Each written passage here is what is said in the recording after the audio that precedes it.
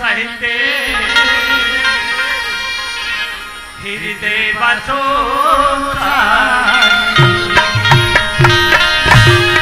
हृदय बसो तरी संगे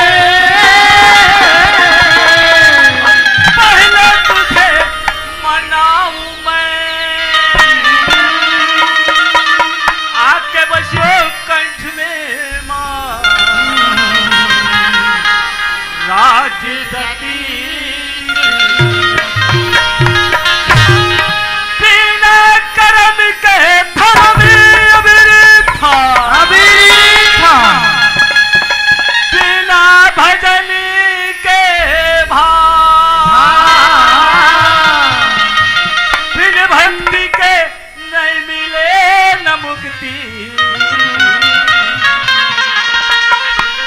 भजले हूँ ना सीताराम भजले हूँ ना सीताराम भजले हूँ ना सीताराम। भैया गिरलाल ये दुनिया में हमला भक्ति करे लगे भैया तभी ये शरीर के बेड़ा पार हो ही नहीं तो नहीं हमर भाई ये भैया गिरलाल। अरे बाप रे ये लक्का हो गई जी ये तो भिलेज मोर साथ में ऐसे पर कोई बात नहीं संगवारी हो एला मोर साथ में ला हो एला जगा के तुम्हार मन के दर्शन करा हूं और ये माता जी के दर्शन करा कर अरे गिरलाल अरे दादा रे मैं दुनिया की नींद ला देखता हूं खटियम सुत जाते भियम सुत जाते नहीं तो कोनो रद्दा में सुत जाते यह देला तो खड़े खड़े नींद आए पर कोई बात नहीं संगवारी हो एला मिल जगा लेता हूं। अरे गिरलाल अरे गिरलाल कोनो सो मोर डोकरी दाई बोल एकर में डोकरी दाई हूं कबर एकर डोकरी दाई मोर सही में छवाले रिसोई मोर सही बुलबुल वाले रिसोई। अरे बाबू गिरलाल कोनो सो मोर भौजी बोल भाई और भौजी ले नहीं चिन्ह रे बेईमान क्या करबे भैया। हां ये बिना हाड़ा के जिलिप अच्छा उलट पुलट हो गया धोखा नहीं कहीं पर है धोखा भैया गिरलाल हम तो छोटे छोटे मन के लइकन मोर भाई भैया छोटे छोटे मन के बच्चन मोर भाई बच्चन भैया हमसे बड़े बड़े से धोखा हो जाते गिरलाल तो लइका मन के धोखा हो कोई भैया गिरलाल जब ले गांव में तब ले चीज ला सोचतो ही चीज ला देखतो मोर भाई ऐसे गांव में का चीज ला ऐसे वो चीज है मोर भाई ये हमर भाग ला तो दे गिरलाल भैया रामनाथ अच्छा कहो दे आज ये बिहिरी के चौक में आके देखे भाग यात्री मारे रहे अब ये पांगरी में आके भाग ला देखो अच्छा यह टमाटर भाग 20 और यह भाग मिर्चा 10 रुपए बाप रे और यह धनिया भाग मैं का के भाग कहा तो तेला धनिया के भाग दूसरे क्या वाला सील में पिसबे हां ते वाला चाट के खाबे ये हमर किस्मत के बात लखत हमर भाई ये हमर किस्मत के बात धनी हमर भाग धनी हमर तकदीर अच्छा जो कि गांव में आए के अवसर मिली मौका मिली अब काकर द्वारा मौका मिली काकर द्वारा मिली भैया हां उत्सव के द्वारा से हमारा यहां तक अच्छा पहुंचे के मौका मिली भैया के लाल ये गंगा लो तो देख मोर भाई भैया रामनाथ अच्छा ये मन गंगा है जी मन गंगा मोर भाई ये बता अच्छा ये गंगा पानी कते तै कैसन गंगल कथस मोर भाई मैं वैसन गंगल कथस कैसन गंगल कथस गा यहां हमर शरीर के मैल ला धोए बर जाता था चलला कथे तरिया नदिया मैं वो गंगा ला कहते हम भैया के लाल वो तरिया में रथे तहु गंगा है वो नदिया में बहते तहु गंगा है वो डबरा मार रथे तहु गंगा है लेकिन इले कौन से गंगा माने के है गिरलाल इले कौन से रुपये गंगा माने के है संत समाज रूपी गंगा माने के है मोर भाई अरे ये गंगा कौन ला मिलते गिरलाल ये गंगा कौन ला मिलते भैया हमर जैसे किस्मत वाले मिलते मोर भाई धन्य मोर भाई धन्य मोर तकदीर जो कि ये गंगा के दर्शन करे के मौका मिले बोलिए गंगा मैया की अरे गंगा के पार में यहाँ से कौन बैठे तला देखा था वहाँ दे ये मन कौन है भैया मन शंकर भगवान है मोर भाई अच्छा इकर पाँव पर ले इकर मन के पाँव पर लगे पर ले मोर भाई पर ले बोलिए शंकर भगवान की जय हो गए भैया। अरे ये मन कौन तेला देखा था? ये मन हाँ,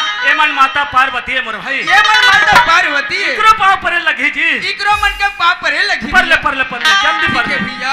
हाँ बोलिए। हाँ माता पार्वती तोला पाँव परे लाथेक नहीं आ रे बाबू। ओए तोला पाँव परे लाथेक नहीं आ यार। कैसे पढ़ते? अरे ऐसे कथे मोर भाई। हाँ। बोलिए माता पार्वती की जय। ऐसे कथे मोर भाई। अच्छा। अरे तू जन बैठे तेला देखा था यही दे ये कोने मुसुर मुसुर हंसत है और टुकुर टुकुर तोला देखा थे।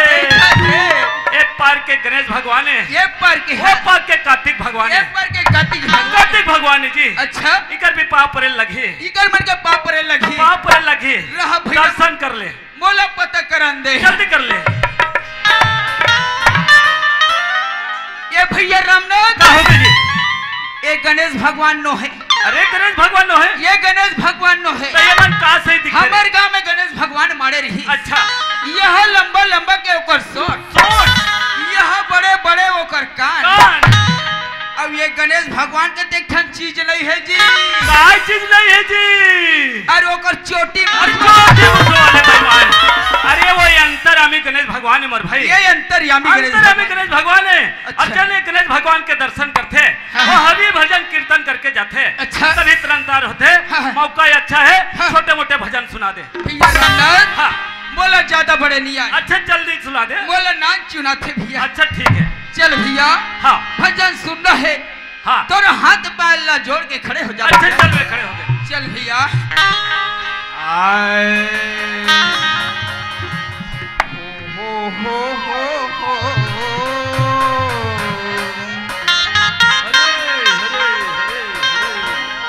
और ला ला ला ला ला निकाल ले मेरे भाई। वो जंगलाल। वाह भगवान। और तोला भजन सुना के तो काटरी रे तब कह भैया।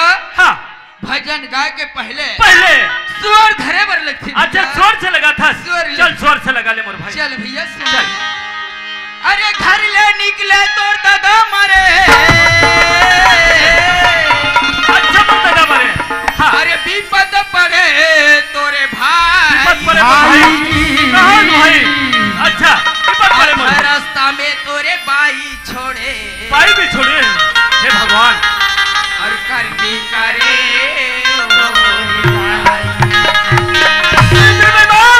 घर ले निकले तब मोर दादा मरीज एला बतावे तक ठीक है बाबू। नहीं तो गाँव से बाहर निकाल दो मैं। भैया रामनाथ अच्छा ये बात लगता नहीं अरे मोर समझ से बाहर है यार। ये तोर बात नो है ना मोर बात नो है भैया। ये काकर बात है जी? ये सुगर रामायण के बात है। अच्छा कौन मन की बातें कते जगत बातें सुना था भैया। हाँ अरे घर ले निकले तोर दादा मरे। अच्छा मोर दादा मरे आगे का हुई? भैया रामनाथ हाँ जब राजा राम ला 14 वर्ष के वनवास हो जाते भाई। राजा दशरथ तरफ तड़क के अपन प्राण ला त्याग दे भैया। प्राण ला त्याग दिस। अब वही समय में काहू जी भरत था सोचते भैया राम। क्या सोचा थे? अधिक बड़े राजपाट लते सौंप के जात जावत था।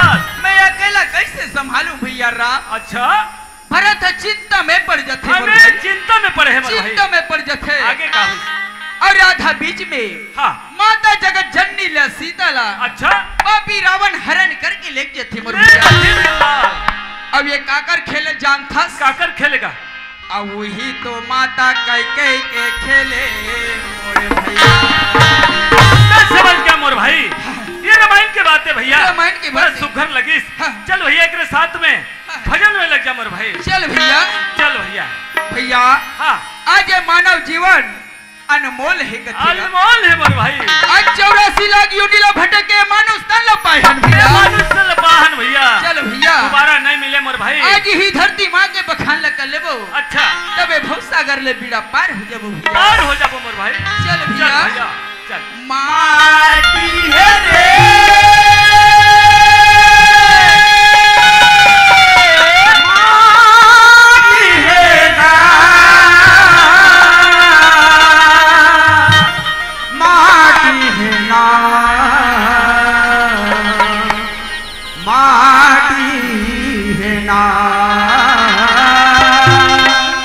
ये चोला माटी ये काया माटी है ना। सही बात है भाई। हाँ भैया, ये चोला माटी है भैया, माटी है भैया। आज हन काली नहीं है, एकर कोई भरोसा नहीं है मोर भाई। एक दिन माटी में मिल जाना है मोर भाई, सब लड़के करके यहाँ से जाना है भैया। यही लगत है भैया। का कथे मोर भाई? अरे ये कई थे कंचन काया, अरे ये कई थे निर्मल काया, चोला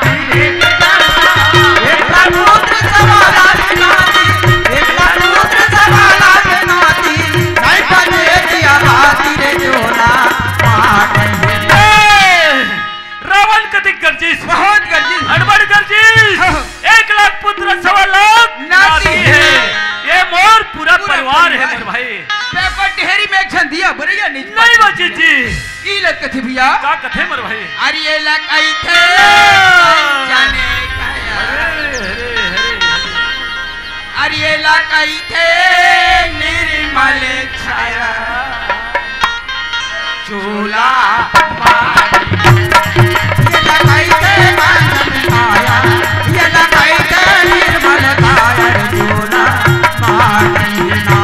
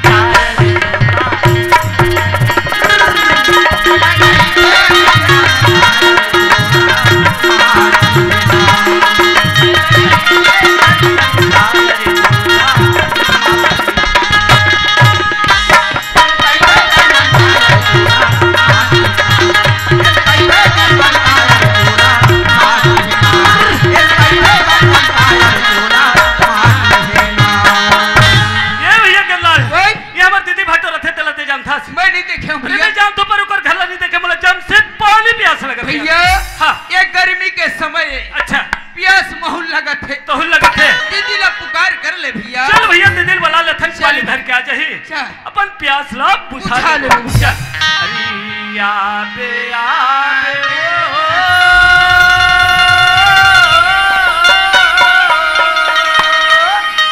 अरे आबे आबे ना, आजा आजा आजा पहले, आजा आजा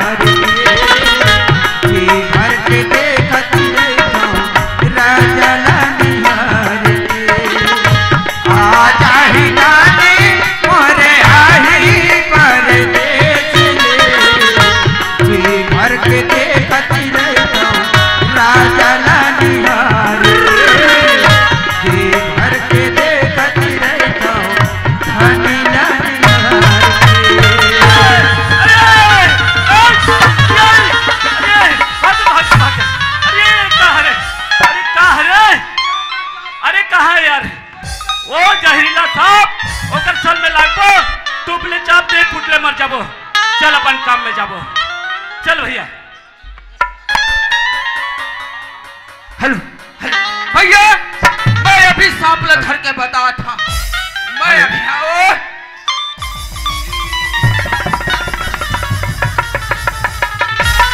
अरे बाप रे, अरे दादा रे, अरे मेरे बाबू सांपला छोड़ दे यार। ये हाँ सीधा जाने का। अच्छा, और रास्ता साफ है? इधर आने का नहीं। अच्छा, नहीं तो इतना बीन बजाऊंगा। अरे दादाजी, इतना बीन बजाऊंगा तेरे को नागिन धुन नचाऊंगा। अच्छा नचा नचा नचा, मैं पैसे चढ़ो यार। सीधा। अरे बाप रे, बड़े बड़े जहरीला सांप। ए दादा रे, चल सीधा जा। हाँ अरे ये हराम।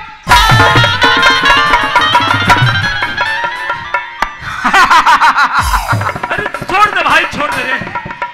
मैं इसको बड़ा वाला जहरीला नाग समझता था यार, लेकिन ये तो मरा हुआ ढोड़िया निकला रे। क्या निकला रे?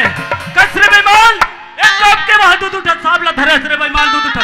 अरे बाप रे, अरे दादा रे, अरे ते मार में बचावे रे। ओए तू तो सांपला ते भूला चबा दे। चाप तेरी रे बाबू। अरे ये काकर घर के माई लोगों ने। अच्छा, कौन से समस्या में है? हाँ। का समस्या में? पता लगा क्या? माई लोगन के जात आधा रात के बाद सोच समझ के करबे बाबू बात। खाबे लाते लात लाते लात लाते लात। अरे मैं माई लोगिन मनसा एक नंबर। अरे जल्दी पता लगा यार। मैं अभी पता लगा क्या। हाँ। बेटा अभी तक तो राठी कौन है? दिखे का नहीं दिखे का थोड़े? अरे ओ भाई, हाँ का हो गए रे? मोर आँखी कानी दिखे का नाक के भोंगरा बल देखा हुआ। तोर खांगे है का थोड़े? आओ मोर खांगे है वो। आई तोर का खांगे है का थोड़े? मोर बाई खांगे है वो। वारे लोबला, ते तो होबे रे, होबे रे, होबे रे। आओ मैं तो आई ते का होबे रे? भगवान दी ते नोनी नीते बाबू हो। वारे चंडाल, ते तो नरक में जाबे रे, नरक में जाबे रे, नरक में जाबे रे। मैं नरक में नहीं जाऊँ। काका में जाबे रे? मैं स्पेशल ट्रक में जाऊंगा। वारे, ते तो बोहाबे रे, बोहाबे रे, बोहाबे रे। आओ मैं बोहाऊं वो बेशरम जड्डी घर के मैं। वारे, रंग रंग के गोठिया थे नान जात। अरे ओ भाई, मैं तोरे भाई हारो का रे? और आदमी नहीं है का?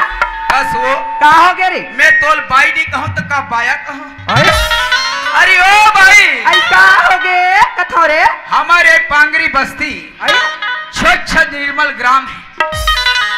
जन तीर्थ थार में बाहर बैठी आई आई आई बोला 5,001 रुपया जुर्माना है। ते हट गए।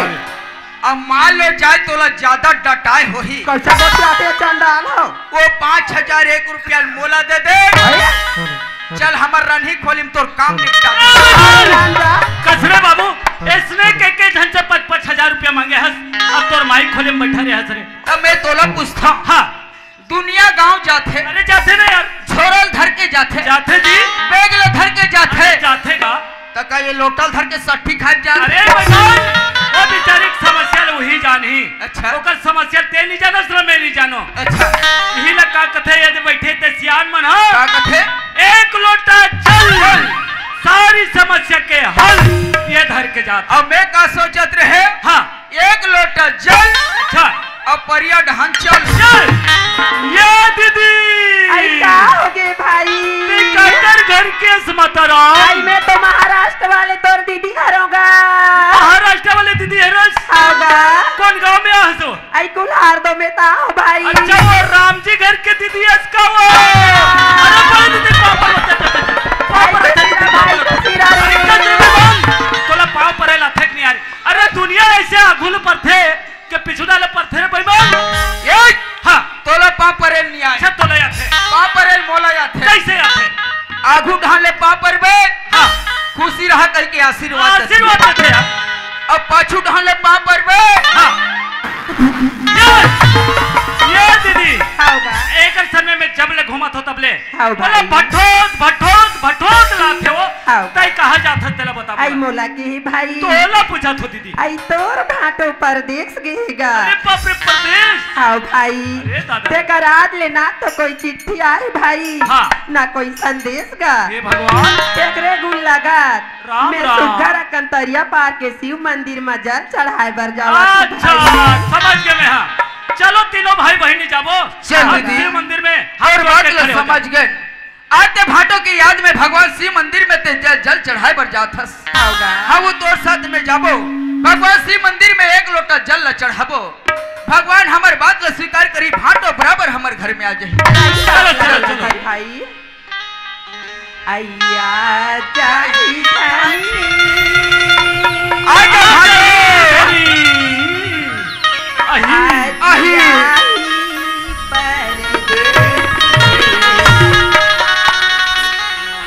जी भर के देखत रहो राजा रानी हार के जी भर के देखत रहो राजा रानी हार के आजा रानी मोरे आई परदेश रे आजा रानी मोरे आई परदेश रे भर के देखत रहो राजा रानी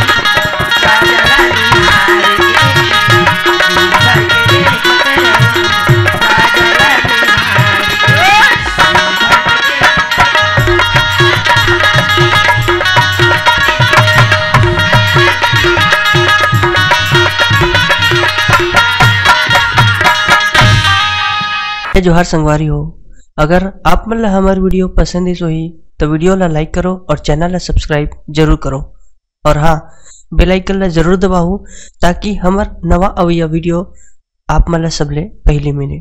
जय जोहार जय छत्तीसगढ़।